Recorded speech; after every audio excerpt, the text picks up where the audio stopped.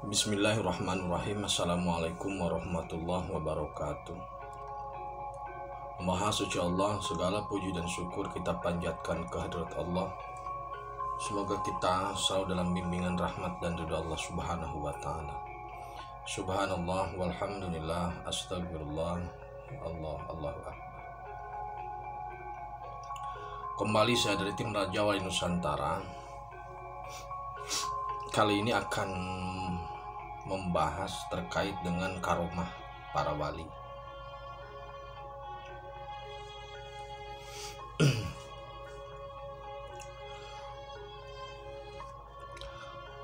Karomah itu merupakan hak prerogatif Allah yang Allah berikan kepada hamba-hambanya yang dimuliakan. Karomah dan mukjizat sebenarnya dalam posisi yang sama, namun untuk status yang berbeda.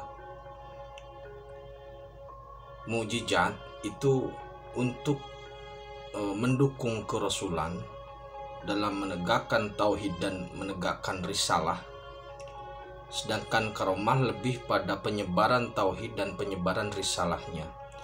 Namun pada prinsipnya dua unsur ini sama-sama hak prerogatif Allah untuk mendukung kepentingan atau untuk mendukung rencana Allah di muka bumi.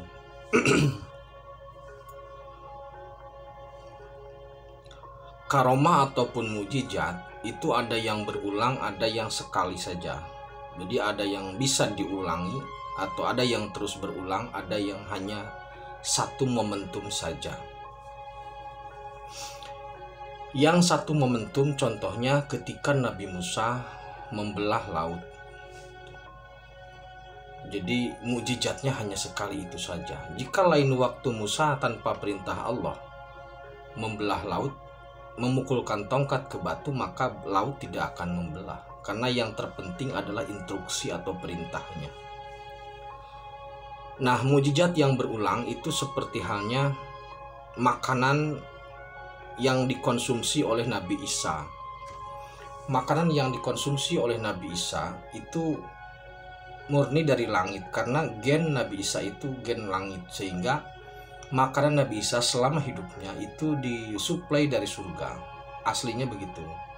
Jadi dia tidak memakan makanan dunia selama hidupnya, selama di bumi. Karomah pun demikian.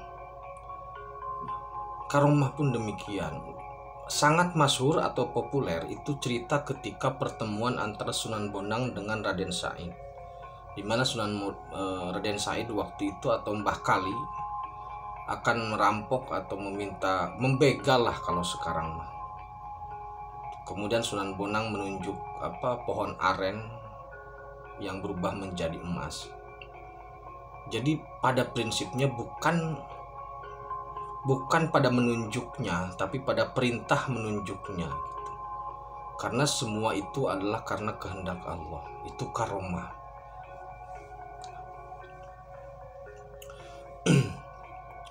Jadi pada prinsipnya karomah itu tidak bisa diusahakan.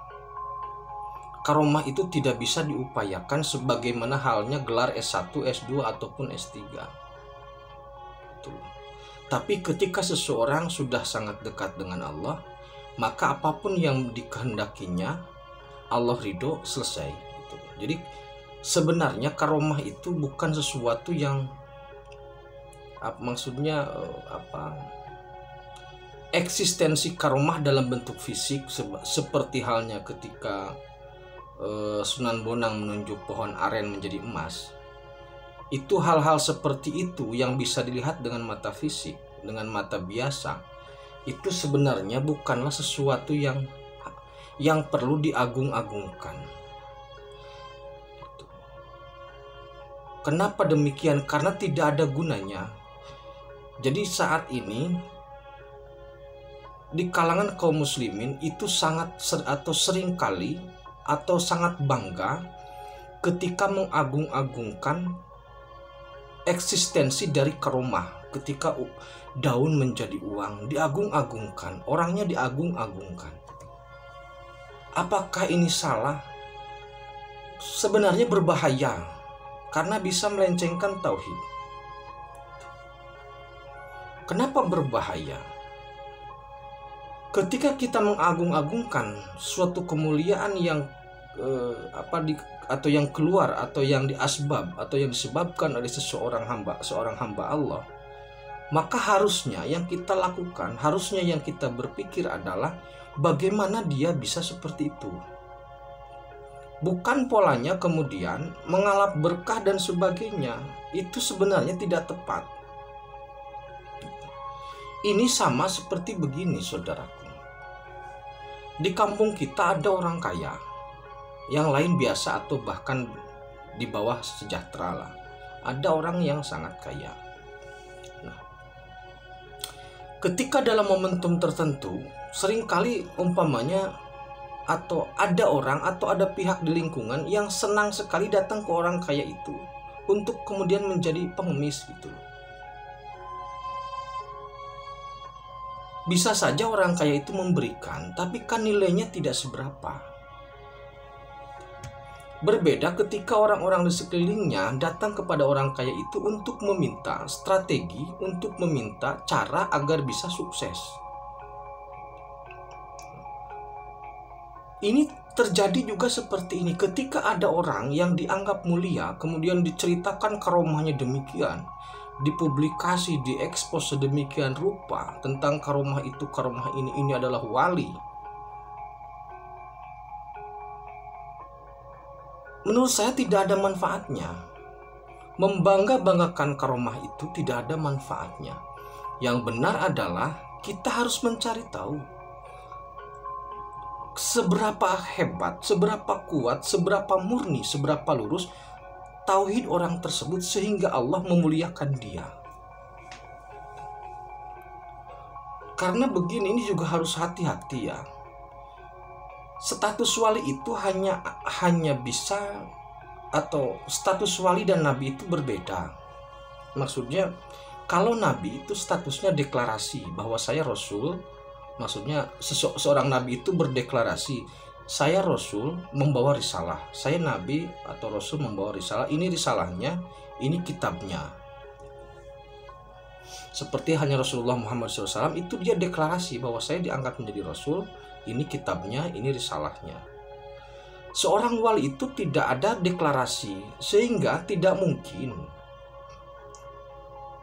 seorang manusia bisa, atau 1, 2, 1000, sejuta manusia bisa mengangkat seseorang itu menjadi wali. Mustahil.